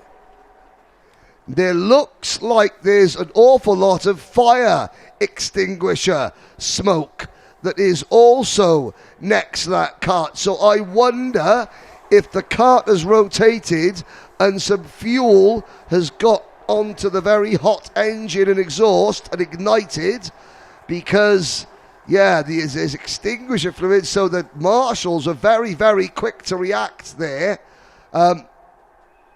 Bostrom, knees up, so not lying prone on the circuit, and Kari Kortelainen has not left his side yet. Didn't see what happened. We're on lap 2. I will get word about the restart procedure. All credit to Kari Kortelainen. Only now does Kari Kortelainen stand up and move a pace or 2 away from Maximilian Bostrom. That is sportsmanship, ladies and gentlemen.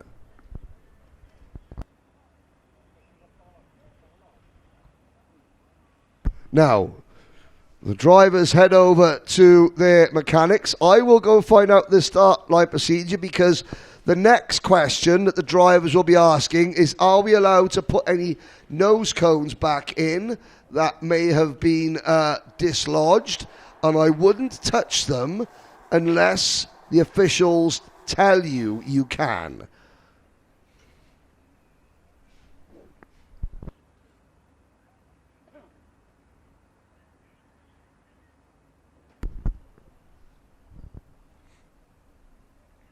Now, there's Felipe Falk having a look at this radiator to see if there's any water in it. Well, you would hope there was.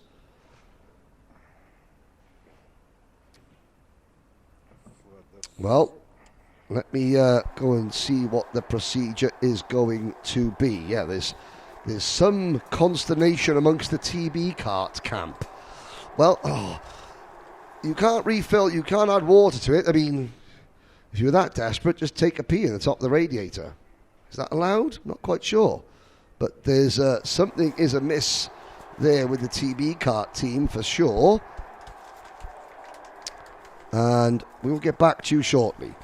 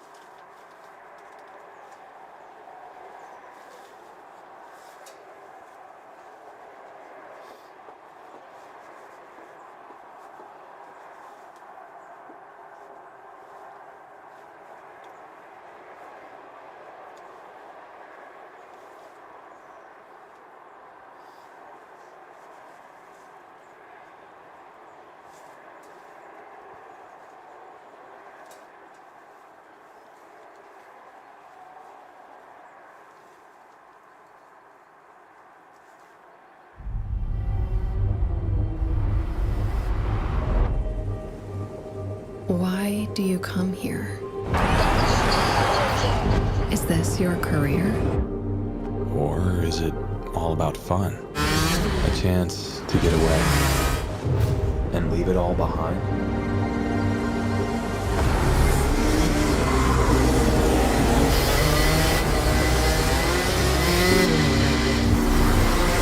Or do you chase your personal best?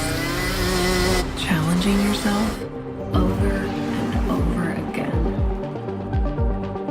Why do you come here? Maybe you're here to collect moments. Good ones. And not so good ones. Or you can't afford mistakes because you want that victory.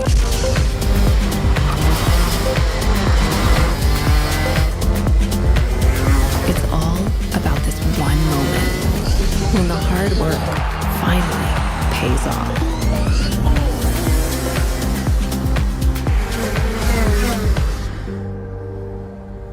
This is the place that brings us closer to the people who share our story. Whoever we are, Whatever we're here for, racing is who we are.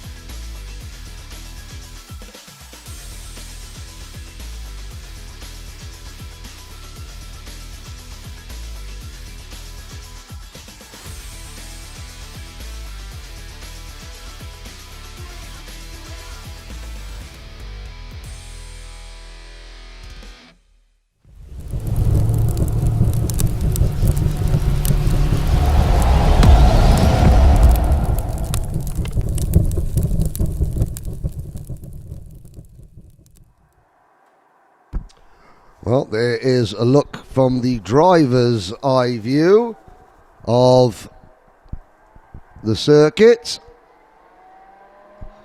And from Andreas Kellerup. And you just saw Felipe Falk making his way past there. He has been excluded for... I said there was something wrong. He was looking, there was a radiator. He obviously didn't think he had any water in the radiator and then attempted to put water in the radiator, which is a no-no. So that is his race over. Now, Maximilian Bostrom is being placed in an ambulance and is receiving medical care. We will get you up to date, up to speed with his condition. But he seems to be in a position where he could walk into the back of the ambulance. Obviously,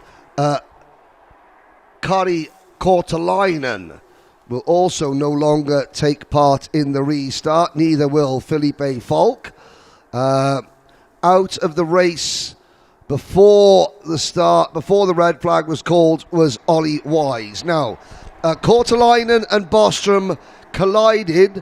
Bostrom's cart flipped over and did catch fire. The marshals were very, very quick to extinguish the fire and get Bostrom out from under the cart, which thankfully didn't land on top of him before it decided to conflate itself.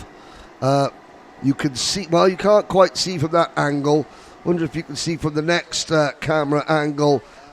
There's a big patch of white fire extinguisher fluid, foam on the side, just off the track, but it is there. So the order at the restart will be, and there'll be 11 minutes 41 seconds to go. It's Macaulay Bishop, Jack West, Jort van Wyk, Austin Lee, Rayan Bourguignon, Tino Sidler, Knud Nielsen, Lloyd Hare, Will Archer, Matthias Kellerup, the top 10. In 11th place will be Gabriel Svitala, Sver Uben, Tish van Wyk, Ruben Verheyen, Thomas Verheyen, Max Sadursky, then Yuri and Anya Levar, Rafael Moreau and Mick Vandenhout. That's your top 20. Eddie Nilsson, Charlie Valaskog, Ludwig Gustafsson, Miles Roby, Marco Aries, Max Taylor, Enzo Zani, Filip Wisniewski, Thor Franson, Alexander Elijah Bark, Simon Anderson and Mitch Haynett recovering from an off. They will be your 32 restarters. Bishop has to go through the stress of getting those tyres to a position where he's happy with them.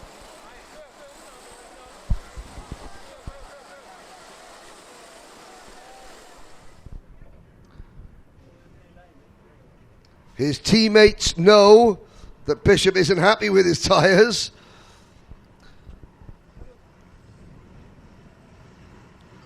Let's see. Can the International Trophy champion... Oh no, Austin Lee! Our pole sitter! Austin Lee out of the race. The cart has broken down on the restart lap. Meanwhile, another cart slow to get away. It's one of the KR Sport machines. Macaulay Bishop has got a huge lead on the rest of the field. Who was that KR Sport machine that didn't get going? It may have been Will Archer, the senior Rotax debutant. Austin Lee, cruelly out of the race. The cart breaks down on the rolling lap. There's another cart there. That KR Sport cart is not up to speed at all. I'll get a number check next time around. And yes, oh, it is Will Archer.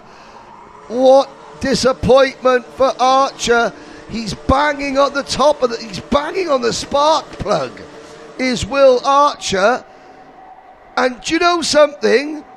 Oh, I'm looking at the kart. It's juddering, going back and forth. Let's see. It's misfiring. No, he hasn't got it back up to speed. I thought he had.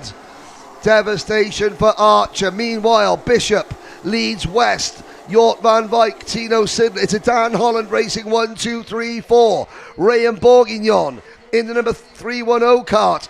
In the Bouvan Power Machine is the only driver stopping a Dan Holland top 5 clean sweep at the moment, because Lloyd Hare is right behind him. In 6th position, then it's Knud Nielsen, then it's Sver Uben. Sver Uben having a really strong final for the GKS Lemons team. Behind Uben is Robin Verheyen, then Kjellerup, Tish van Wyk. Dropping down the order a little bit before the next, the RS competition karts. Thomas Verheyen, Gabriel Sazala, they're 4 wide. Coming out, and Lloyd Hare's through. Lloyd Hare passes Ray and Bourguignon. Bourguignon fights back, and Hare gives him a little nudge going into turn number 6. Well, this is going to give the top 4 an unassailable advantage. 7.5 minutes to go. Can Lloyd Hare make it a DHR top 5 clean sweep? We will wait and see. Well, not if Knud Nielsen's got anything to do with it. Nielsen sends one up the inside of Lloyd Hare, going into grandstand corner. There's Kjellerup, there's Uben. And here comes Kjellerup to the inside of the 308 of Ruben Verheyen. Ruben Verheyen shown the door, keeps it pinned, comes back on.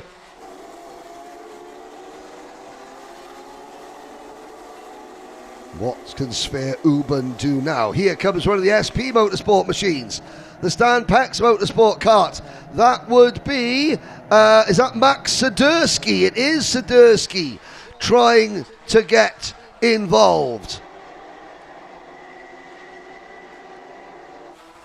There is Sadursky with the, what colour has he gone for the feathers? The front? Bright blue, and you can see the bright blue flicks. A turquoise blue for Sadursky. You can see the bright blue flecks on the outside, the rear bumper as well. Oh, Uben getting his elbows out, and here comes Tish van Wyk to pass Sver Uben. It's getting a little bit messy in this pack, I've got to say. Uben slips back to 10th. Van Wyk up into 9th position. Tish van Wyk, that is. Jort van Wyk continues to run 3rd. Up at the front, Macaulay Bishop leads his teammate Jack West by 0.4 of a second. Sidler passes Jort van Wyk for 3rd. Bourguignon, Nielsen, 5th and 6th. Hare, 7th. Kjellerup, 8th. This battle for 9th, 10th, 11th and 12th. There they are. Well, Tino Sidler in that number 367 kart has got past Jort van Wyk. Jort van Wyk coming into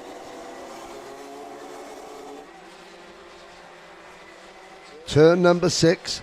I'm interested. I can't remember Jort van Wyk wearing the Dutch National Race Suit before. Maybe he has. I'm sure Tish van Wyk has one. I wonder if they swap race suits. One of them has outgrown the other. Or am I just imagining things? Who knows? Oh, the number 350 is out of the race. That is Enzo Zani, one of the Bouvan Power entries. Rayan Bourguignon continues to be the best of the non-DHR karts in another of the Bouvan Power karts. And he is pushing hard. 4 minutes to go, trying to catch these two machines, Tino Sidler and Jort van Wyk.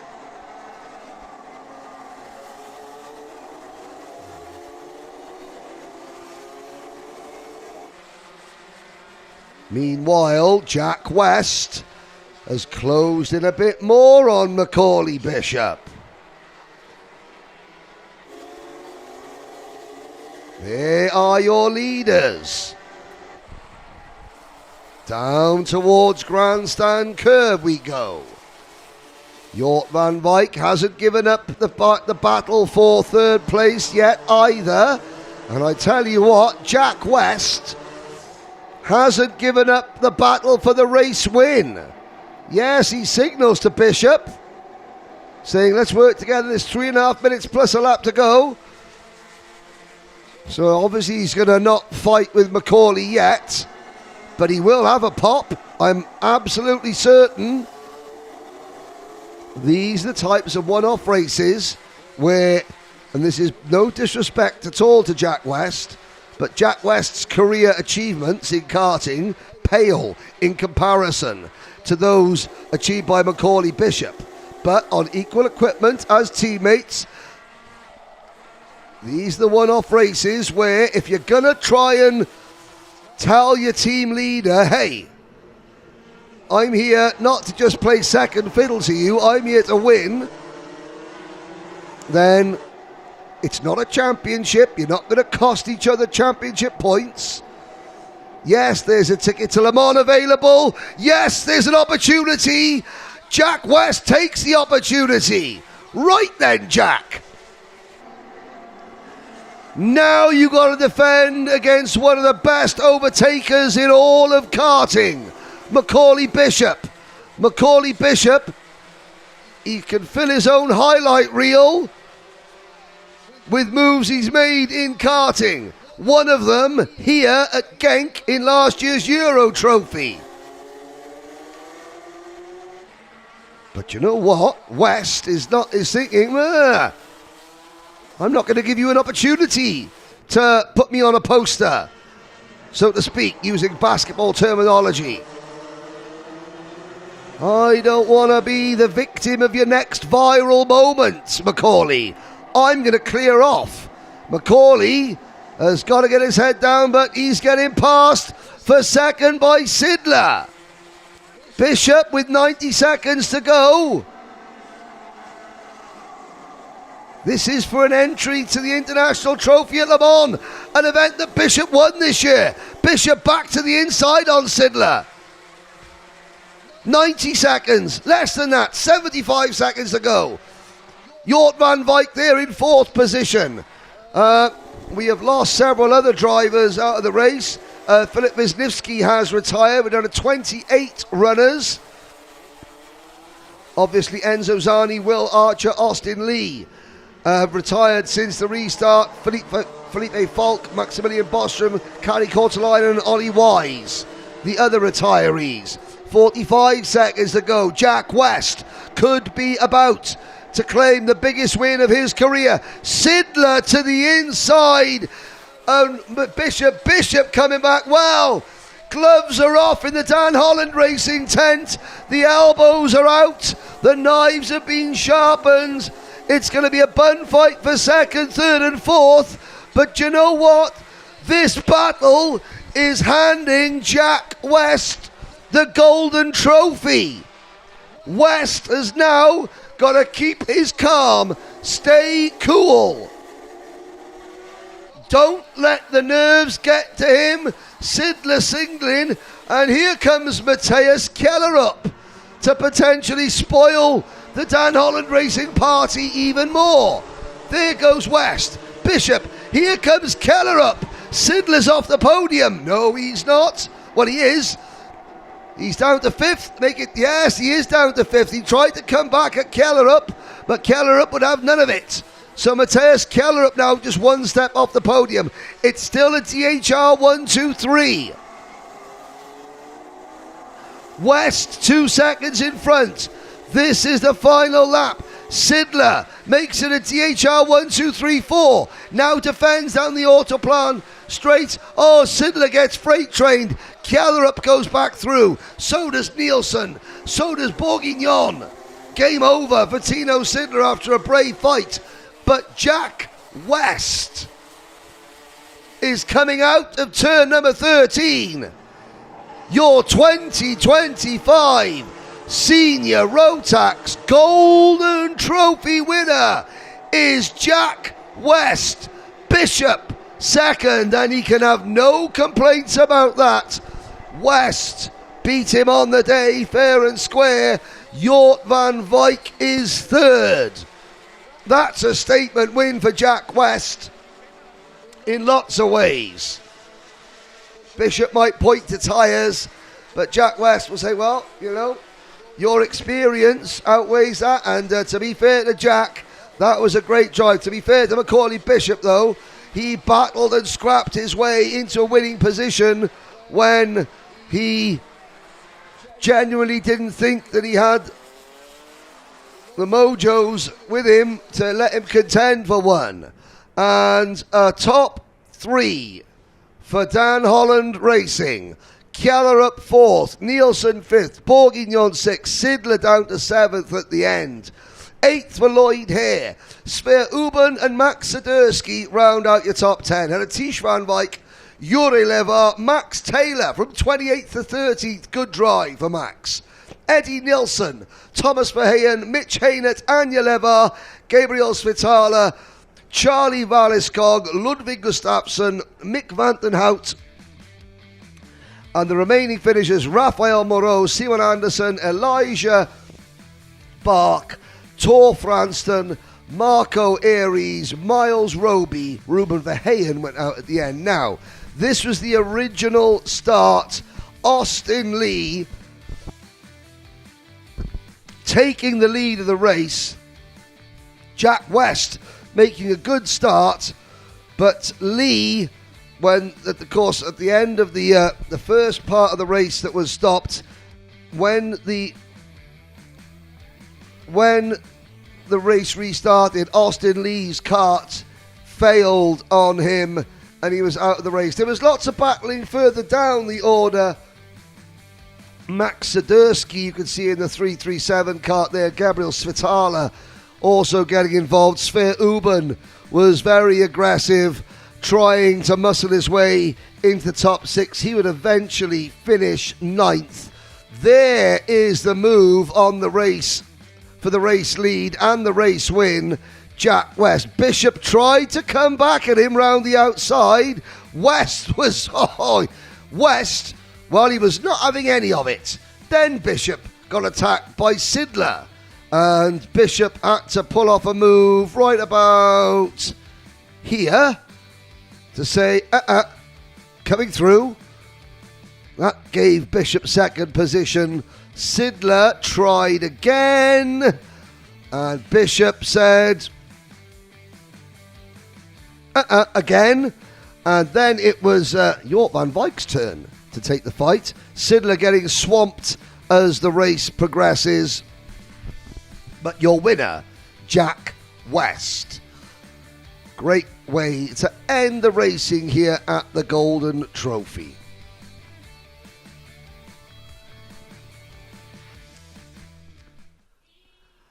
Well, ladies and gentlemen, that concludes our coverage of this year's Golden Trophy here at Genk.